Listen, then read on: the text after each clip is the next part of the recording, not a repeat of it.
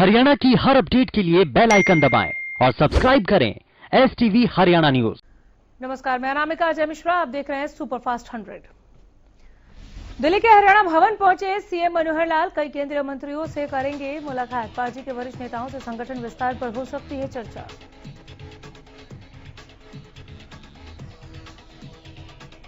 गृहमंत्री अनिल विज ने राहुल गांधी के हार्वर्ड कैनेडी स्कूल के एम्बेसडर निकोलस बर्न्स को दिए गए इंटरव्यू को लेकर सवाल उठाते हुए उन पर निशाना साध दिया। विज ने कहा कि राहुल गांधी ने देश की समस्याओं को हल करने के लिए विदेशी ताकतों को निमंत्रण दिया है।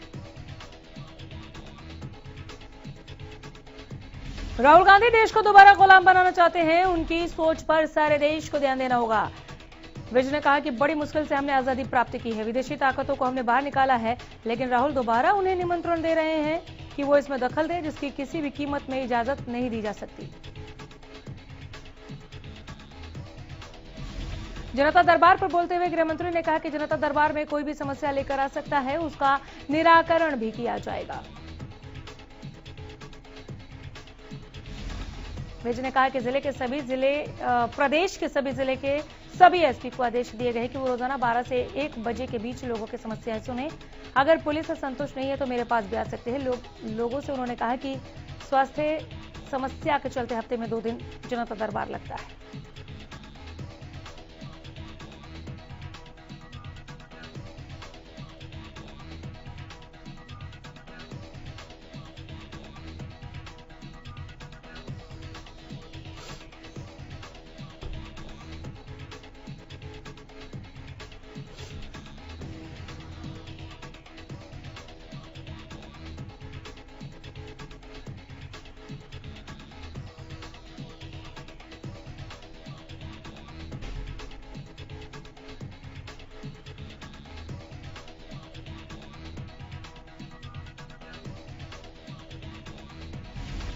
फरीदाबाद के निकिता हत्याकांड मामले में पीड़ित परिवार को आदेश की कॉपी मिली। आदेश की कॉपी का अध्ययन वकील करेंगे। दोनों दोषियों को फांसी के लिए हाई कोर्ट में अपील करेंगे।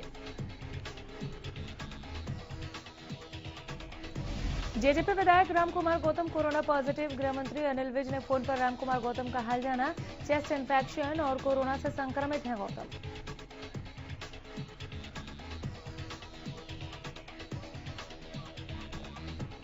प्रदेश के शिक्षा मंत्री कंवरपाल गुर्जर ने कांग्रेस प्रदेश अध्यक्ष कुमारी शैलजा के उस बयान पर पलटवार किया जिसमें शैलजा ने कहा था कि बीजेपी लोकतंत्र की आवाज दबाने का काम कर रही है। अगर कोई आवाज उठाता है तो उस पर मुकदमा दर्ज हो जाता है। शैलजा के इस बयान पर पलटवार करते हुए कंवरपाल गुर्जर ने कहा कि इतना लोकतंत्र पहले कभी नहीं रहा है। कांग्रेस लोगों पर अत्याचार करती थी, झूठे मुकदमे दर्ज करवाती थी, जैसा उन्होंने इमरजेंसी में करवाया सारी दुनिया को पता है। आज जिस प्रकार की आजादी सबको बोलने की है वो कांग्रेस राज में नहीं थी।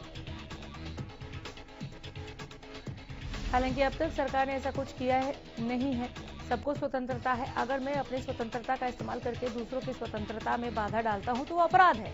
हर आदमी को एक दूसरे की स्वतंत्रता का सम्मान करना चाहिए, अपने कर्तव्य का पालन करना चाहिए। सिरसा के पक्का मोर्चा धरना स्थल पर पहुंची। मिट्टी सत्याग्रह यात्रा करीब 800 गांवों के शहीदी स्मारकों की मिट्टी लेकर पहुंचे। सिरसा में मिट्टी से बनाया जाएगा स्मारक।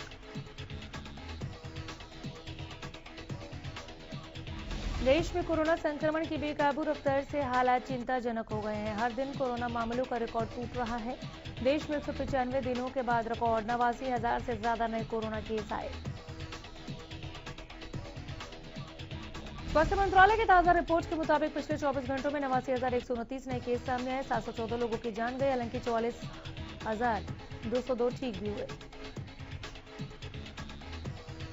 इससे पहले 19 सितंबर को 89,000 से ज्यादा केस दर्ज किए गए थे। देश में हर दिन सबसे ज्यादा कोरोना संक्रमण के मामले महाराष्ट्र से निकल कर आ रहे हैं। सबसे ज्यादा मौतें भी यहीं हैं। महाराष्ट्र में 24 घंटे में कोरोना के 47,827 नए मामले सामने आ रहे हैं। महामारी की शुरुआत के बाद से राज्य में एक दिन में सबसे ज्यादा मामले आए। प्रदेश में कोरोना संक्रमण के बढ़ते मामलों के चलते अब गोहाना में भी प्रशासन सख्त दिख रहा है। एक बार फिर शादी समारोह या किसी अन्य सार्वजनिक समारोह के मौके पर लगने वाली भीड़ पर पाबंदी लगाने के फैसले लिए गए। लोग कोरोना की चपेट में आए, इसे लेकर गोहाना के एसडीएम ने संबंधित अधिकारियों को निर्देश दिए कि किसी शादी या अन्य समारोह में 50 से ज्यादा लोग इकट्ठे नहीं होंगे। आयोजकों को समारोह के लिए एसडीएम से अनुमति लेनी होगी।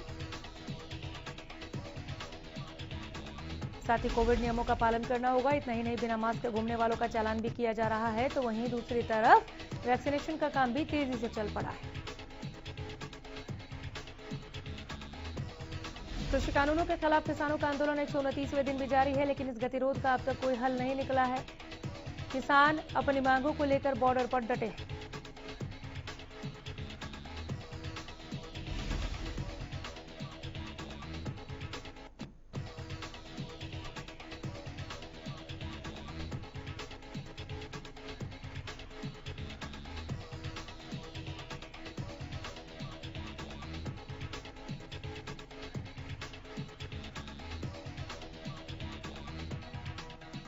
किसान नेता राकेश टिकैत के ऊपर हमले के बाद किसान नेताओं ने प्रतिक्रिया दी। भारतीय किसान यूनियन अंबावता के नेताओं ने बयान दिया। किसान नेताओं ने कहा कि सरकार किसान नेता पर हमला करवाने की निंदा करते हैं।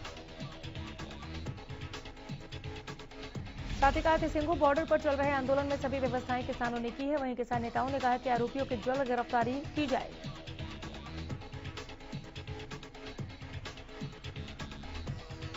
किसान नेता राकेश टिकैत पर राजस्थान के अलवर में हुए हमले को लेकर ढांसा बॉर्डर धरने पर किसानों में नाराजगी देखने को मिल रही है। किसानों ने राकेश टिकैत पर हुए हमले की कड़ी निंदा करते हुए दोषी पर जल्द से जल्द कार्रवाई की मांग की। साथ ही किसानों ने सरकार पर आरोप लगाते हुए कहा कि सरकार की मंशा किसान आंदोलन को बदनाम और खराब करने की है। भारतीय किसान यूनियन के प्रदेश अध्यक्ष गुरनाम सिंह चडूनी कुरुक्षेत्र पहुंचे। एक बार फिर किसानों के आंदोलन को समर्थन देने की अपील की। कहा, प्रदेश के अलग अलग जिलों में युवा किसान चौक चौराहों पर हॉर्न बजाकर समर्थन जुटा रहे हैं। उन्होंने कहा कि किसानों का आंदोलन बड़ा धर्म युद्ध है, जिसे देश को किसानों की खेती बचाने के लिए लड़ा जा रहा है। किसान नेता राकेश टिकैत पर हुए हमले पर चडूनी ने कहा कि राकेश टिकैत पर जो हमला हुआ वो निंदनीय है। हमें कई बार डराने धमकाने की धमकी दी जा रही है। चडूनी ने कहा कि डराने धमकाने से किसानों का आंदोलन बंद नहीं होगा। उन्होंने कहा कि किसान आंदोलन को समाज का हर वर्ग अपना समर्थन दे रहा है, वो अपनी जंग जीत कर रहेंगे। 4 अप्रैल को जींद में होने वाली दिल्ली के मुख्यमंत्री अरविंद केजरीवाल की किसान महापंचायत पर चडूनी ने कहा कि कुछ राजनीतिक दल आंदोलन की आड़ में अपना भला करने की सोच रहे हैं। भले ही प्रशासन की तरफ से मंडियों में गेहूं की खरीद शुरू कर दी गई हो, लेकिन कई जगहों पर किसान आज भी फसल बेचने के लिए चक्कर काटने को विवश हैं। करनाल मंडी पहुंचे किसानों को अभी तक मैसेज ही नहीं मिला, जिसकी वजह से उन्हें गेट पास नहीं मिल पा रहा है। जिसके बाद परेशान किसानों ने मार्केट कमेटी के दफ्तर पहुंचकर बिना मैसेज के गेट पास देने की मांग की। किसानों की मांग है कि अगर उनकी फसल तैयार है तो किसी भी दिन मंडी में किसानों को आने दिया जाए, क्योंकि बहुत से ऐसे किसान हैं जिनको मैसेज मिल चुका है लेकिन फसल तैयार नहीं। प्रदेश में गेहूं और सरसों की खरीद चल रही है। फर्रुखनगर अनाज मंडी में भी किसान अपनी फसल को लेकर पहुंच रहे हैं। गुरुग्राम पहुंचे डिप्टी सीएम दुष्यंत चौटाला ने कहा कि जो भी रजिस्टर्ड किसान हैं उनकी फसल को तुरंत खरीदा जाएगा। इसके लिए 50% किसानों को सरकार की तरफ से बुलाया जाएगा।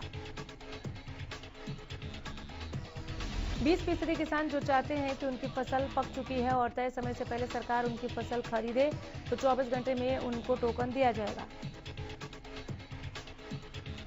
वहीं आड़तियों को भी 30% अधिकार दिया गया है, जिससे आड़ती के माध्यम से भी किसान रजिस्टर करा सकते हैं। हमारी कोशिश है कि किसान को परेशान ना होना पड़े। महामारी में मंडियों में अव्यवस्था न फैले। डिप्टी सीएम ने दावा किया कि प्रदेश के किसानों का एक एक दाना खरीदेंगे। पलवल में गेहूं की न्यूनतम समर्थन मूल्य पर सरकारी खरीद 1 अप्रैल से शुरू हो गई है। गेहूं की खरीद सुचारू ढंग से जारी रखने के लिए प्रशासन पूरी तरह से सक्रिय है। मार्केट कमेटी के सचिव नरवीर सिंह ने बताया कि मंडियों में 6317 मीट्रिक टन गेहूं अलग अलग सरकारी एजेंसियों की तरफ से खरीदा गया। नरवीर सिंह ने बताया कि सरकार के निर्देशानुसार मेरी फसल मेरा ब्यौरा पोर्टल पर पंजीकृत किसानों को ही एसएमएस भेजे जा रहे हैं। मंडियों में किसानों की सुविधा और खरीद व्यवस्था को सुचारू ढंग से चलाने के लिए कमेटी का गठन किया गया है। उन्होंने किसानों से आह्वान किया कि किसान मेरी फसल मेरा ब्यौरा पोर्टल पर अपना पंजीकरण अवश्य करवाएं। जिन किसानों ने मेरी फसल मेरा ब्यौरा पोर्टल पर पंजीकरण नहीं करवाया, उनकी सुविधा के लिए मेरी फसल मेरा ब्यौरा पोर्टल 5 और 6 अप्रैल को पुनः खोला जाएगा। करनाल अनाज मंडी में शुक्रवार सुबह 8 बजे से किसान अपनी गेहूं को लेकर आए थे। गेट पास नहीं मिलने की वजह से मार्केट कमेटी के ऑफिस में किसानों ने ट्रॉली उतारकर धरना देना शुरू कर दिया था। मार्केट कमेटी के अंदर ही किसानों ने धरना शुरू किया। किसानों की मांग है कि जब तक मांगे पूरी नहीं होती तब तक धरना चलता रहेगा। साथ ही उन्होंने हाईवे जाम करने की भी चेतावनी प्रशासन को दी है। गोहाना के अनाज मंडी में गेहूं की आवक शुरू हो गई। गांगन गांव के पास एक किसान अपनी गेहूं की फसल को लेकर अनाज मंडी में पहुंचा। मंडी सचिव ने कहा कि मंडी में गेहूं की फसल के खरीद के लिए सभी इंतजाम पूरे कर लिए गए हैं। अभी तक 100 से ज्यादा किसानों को एसएमएस भेजकर उनको फसल लाने के लिए कहा गया है। इसके अलावा कोविड-19 की गाइडलाइन को ध्यान में रखना होगा। व्यापारियों और स्टाफ कर्मचारियों को भी निर्देश दिए गए हैं कि मंडी में पहुंचने वाले किसानों को सैनिटाइजर और मास्क की सुविधा उपलब्ध हो। हरियाणा में पैदा होने वाला बाजरा अब मशहूर कंपनियों के बिस्किट का स्वाद बढ़ाएगा। इसे लेकर राज्य सरकार ने विभिन्न बिस्किट कंपनियों और बेकरी उत्पादकों से संपर्क साधा है। इस बात की जानकारी प्रदेश के कृषि मंत्री जेपी दलाल ने दी। कृषि मंत्री जेपी दलाल ने भिवानी में बताया कि प्रदेश सरकार ने पिछले सीजन में 7,70,000 मीट्रिक टन बाजरे की खरीद न्यूनतम समर्थन मूल्य 2150 रुपए पर की है। इसके रखरखाव पर भी 2400 रुपए प्रति क्विंटल का खर्च आया है, जबकि बाजरा का बाजार भाव 1100 से 1200 रुपए प्रति क्विंटल ही है। ऐसे में राज्य सरकार ने लगभग 1000 करोड़ का घाटा उठाते हुए किसानों के उत्पाद को खरीदा है। इसी घाटे को कम करने के लिए राज्य सरकार ने बाजरे की खरीद ज्यादा खपत को लेकर नीति बनाई। कृषि मंत्री ने कहा कि पार्ले बिस्किट जैसी कंपनियों, मुर्गी और पशु चारा उत्पादन करने वाली कंपनियों से अब राज्य सरकार अपने अधिकारियों के माध्यम से बात कर रही है। इन उत्पादों में बाजार के प्रयोग को लेकर कार्य किया जा रहा है ताकि बाजरे की खपत बढ़े और किसानों के साथ राज्य सरकार को फायदा हो सके। कृषि मंत्री ने कहा कि धान जैसी अधिक पानी प्रयोग होने वाली फसल बोने की परंपरागत विधि को बदलने की जरूरत है। कृषि मंत्री ने कहा कि केंद्र सरकार ने पाम ऑयल पर टैक्स बढ़ाया, जिसका प्रभाव सरसों की फसल के अधिक भाव के रूप में देखने को मिल रहा है। इधर पानीपत में स्वास्थ्य विभाग की टीम ने सीएम फ्लाइंग के साथ मिलकर नकली और एक्सपायरी दवा बेचने वाले मेडिकल स्टोर्स पर शिकंजा कसा।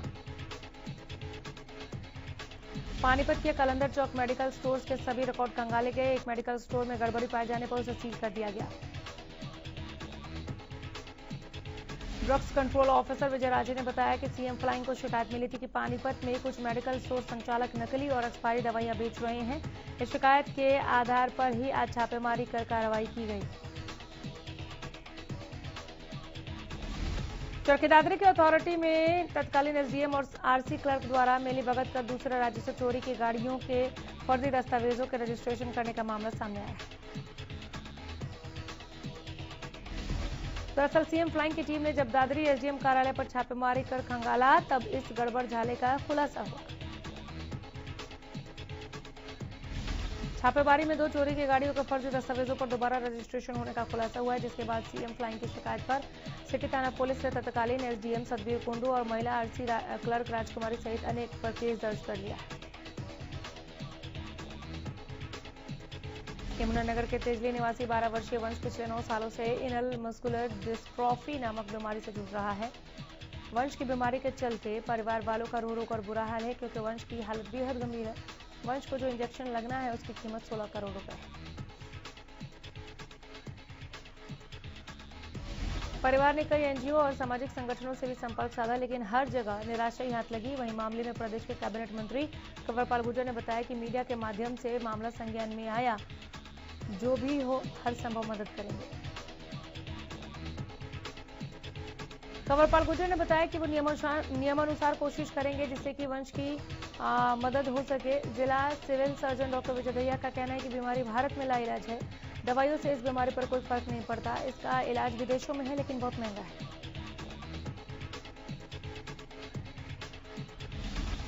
फरीदाबाद के गांव ककड़ीपुर में परिवार द्वारा पंचायती जमीन पट्टे पर लेकर बोई गई फसल को दबंगों द्वारा काटने का मामला सामने आया है। करीब 7.5 एकड़ पंचायती जमीन पर दलित परिवार द्वारा बोए गए गेहूं की फसल को गांव के दौलतराम पर काटने के आरोप लग रहे हैं। बल्लभगढ़ में एक नवविवाहित के खुदकुशी करने का मामला सामने आया। बताया जाता है कि 15 मार्च को ही उसकी शादी भिवानी के रहने वाले दीपेंद्र के साथ हुई थी, लेकिन दहेज प्रताड़ना और उसके पिता के साथ हुई बदसलूकी के चलते अपने ही घर में फांसी का फंदा लगाकर उसने आत्महत्या कर ली। विवाहिता बहादुरगढ़ सेक्टर 7 की रहने वाली थी। खुदकुशी से पहले उसने एक सुसाइड नोट भी छोड़ा है, जिसमें पति, जेठ, सास और ससुर को अपनी मौत का जिम्मेदार ठहराया। उधर घटना के बाद मौके पर पहुंची पुलिस ने शव को पोस्टमार्टम के लिए सरकारी अस्पताल भिजवा दिया। इस मामले में मृतका के पिता की शिकायत पर पुलिस ने 4 लोगों के खिलाफ मामला दर्ज किया, जांच शुरू कर दी है। फरीदाबाद के खेड़ी थाना के अंतर्गत आने वाली आगरा कैनाल में एक व्यक्ति का शव नहर में मिलने से सनसनी फैल गई। नहर में शव मिलने की खबर स्थानीय लोगों ने पुलिस को दी, जिसके बाद मौके पर पहुंची पुलिस ने शव को नहर से बाहर निकलवाकर पोस्टमार्टम के लिए बीकेएस सिविल अस्पताल भिजवा दिया है। अभी तक शव की शिनाख्त नहीं हो पाई है। खेड़ी थाना के एसएचओ ने बताया कि अगले 72 घंटे तक शव को शिनाख्त के लिए रखा जाएगा और आसपास के चौकी थानों में भी सूचना दी जाएगी। पुलिस का कहना है कि व्यक्ति डूबकर मरा है या फिर इसकी हत्या की गई है। पोस्टमार्टम रिपोर्ट के बाद ही खुलासा हो पाएगा, जिसके बाद आगे की कार्रवाई की जाएगी। रेप केस में समझौता करवाने की एवज में 70,000 रुपए लेते शख्स को पुलिस ने रंगे हाथों गिरफ्तार किया। जानकारी के अनुसार हुड्डा सेक्टर पुलिस ने रेप के आरोपी व्यक्ति ने समझौता करवाने को लेकर 1,20,000 में सौदा तय किया था। यह व्यक्ति 50,000 रुपए पहले ही ले चुका था। पुलिस ने आरोपी को गिरफ्तार कर कोर्ट में पेश किया। गुरुग्राम के क्राइम यूनिट टीम ने ब्लाइंड मर्डर केस में खुलासा करते हुए बदमाशों को गिरफ्तार किया। पुलिस ने शुभम हत्या मामले में 3 आरोपियों को अरेस्ट किया। आपको बता दें कि बीती 26 मार्च को आरोपियों ने आपसी रंजिश में शुभम की गोलियों से भूनकर हत्या कर दी थी। फिलहाल पुलिस ने आरोपियों के खिलाफ मामला दर्ज कर लिया है, जांच शुरू कर दी है। पुलिस के क्राइम यूनिट 17 ने यूपी नोएडा के कुख्यात गैंगस्टर सुंदर और रणबीर भाटी गैंग के शार्प शूटर को गिरफ्तार करने में सफलता हासिल की है। एसीपी क्राइम की माने तो तिगांव फरीदाबाद के रहने वाले सचिन उर्फ मूसा पर 25,000 का इनाम था और फरीदाबाद पुलिस को हत्या के प्रयास, लड़ाई झगड़े, रंगदारी और फिरौती जैसे संगीन मामलों में उसकी तलाश थी। सोनीपत में 18 मार्च को गैंग वॉर मामले में सोनीपत सीआईए 2 को एक बार फिर बड़ी सफलता मिली है। सोनीपत के कोर्ट परिसर में बदमाश अजय उर्फ बिट्टू की हत्या का प्रयास किया गया।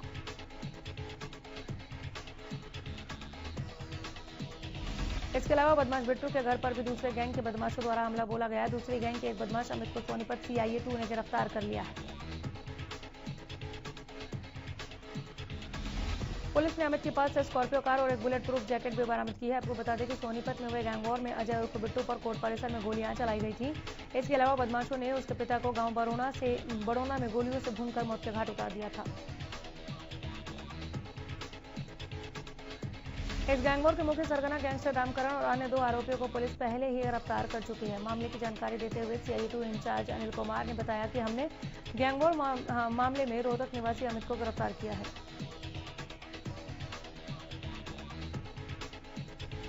हरियाणा कांग्रेस में संगठन विस्तार को लेकर गतिविधियां तेज हो गई हैं। हरियाणा कांग्रेस प्रभारी विवेक बंसल ने 5-6 अप्रैल को दिल्ली में हरियाणा के सभी जिलों के पर्यवेक्षकों को बुलाया है, जहां वो 2 दिनों तक पर्यवेक्षकों से फीडबैक लेंगे। इस दौरान प्रदेश अध्यक्ष कुमारी शैलजा भी मौजूद रहेंगी। विवेक बंसल ने बताया कि सभी पर्यवेक्षकों से मिले फीडबैक पर प्रदेश अध्यक्ष और प्रदेश प्रभारी मंथन करेंगे। रिपोर्ट पर मंथन के बाद हर जिले के पदाधिकारियों के लिए 3 नामों का पैनल बनाया जाएगा। इस पैनल में जिला अध्यक्ष और बाकी नियुक्तियों को फाइनल अप्रूव करने का काम पार्टी आलाकमान करेगी। अब यमुनानगर से मेरठ और शामली जाने वाले बसों को पकड़ने के लिए सहारनपुर नहीं जाना पड़ेगा। कैबिनेट मंत्री कंवरपाल गुर्जर ने हरी झंडी दिखाकर मेरठ और शामली के लिए बस को यमुनानगर से रवाना किया।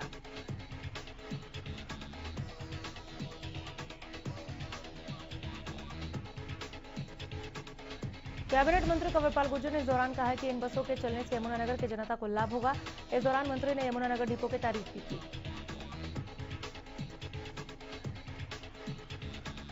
यमुनानगर के बाजार में अतिक्रमण हटाने पहुंची निगम की टीम को भारी विरोध का सामना करना पड़ा। बाजार के दुकानदारों ने निगम की कार्रवाई का विरोध जताते हुए अपनी दुकानों को बंद करके जमकर सड़क पर उतरकर नारेबाजी की। दुकानदारों ने रेलवे स्टेशन रोड को भी जाम कर दिया। दरअसल नगर निगम की टीम जिले में अतिक्रमण के खिलाफ स्पेशल ड्राइव के तहत रेलवे स्टेशन के रोड पर पहुंची थी। टीम ने जैसे दुकानदारों द्वारा किए गए अतिक्रमण को हटाना शुरू किया, निगम अधिकारी और दुकानदारों ने हंगामा शुरू हो गया। दुकानदारों का आरोप है कि बिना किसी नोटिस या मुनियादी के निगम इस तरह की कार्रवाई करता है। हंगामे की सूचना मिलते ही पुलिस भी मौके पर पहुंची और दुकानदारों को शांत कराया। पलवल में शुक्रवार रात घर में अकेली महिला के साथ दुष्कर्म की वारदात को अंजाम दिया गया। महिला के विरोध करने और किसी को बताने पर आरोपी जान से मारने की धमकी देकर मौके से फरार हो गया। पीड़िता की शिकायत पर नामजद आरोपी के खिलाफ पुलिस मामला दर्ज कर जांच में जुट गई है। फिलहाल आरोपी पुलिस गिरफ्त से फरार है। गुरुग्राम के नाथुपुर इलाके में बनी झुग्गियों में अचानक आग लग गई। आग की चपेट में आने से करीब 700 झुग्गियां जलकर खाक हो गई। दमकल विभाग को रात लगभग 2 बजे आग की सूचना दी गई, जिसके बाद सेक्टर 29 दमकल के केंद्र से 12 गाड़ियां और गुरुग्राम से दूसरे फायर सर्विस स्टेशन से बाकी गाड़ियां मौके पर पहुंची आग पर काबू पाया। दमकल विभाग के 2 दर्जन गाड़ियों ने करीब 6 घंटे की कड़ी मशक्कत के बाद आग पर काबू पाया। झुग्गियों में आग इतनी भीषण थी कि इलाके में काले धुएं का गुबार छा गया। अमेरिकी राष्ट्रपति जो बाइडेन ने विदेशी श्रमिकों के वीजा, खासतौर से H-1B1 वीजा पर प्रतिबंधों की अवधि को समाप्त होने दिया। बाइडेन के इस कदम से हजारों भारतीय आईटी पेशेवरों को फायदा मिलने की उम्मीद है। आपको बताएं कि ट्रंप ने पिछले साल कोविड-19 संकट और देशव्यापी लॉकडाउन के बीच H-1B सहित कई अस्थायी गैर प्रवासी वीजा श्रेणियों के आवेदकों के अमेरिका में प्रवेश को रोक दिया था।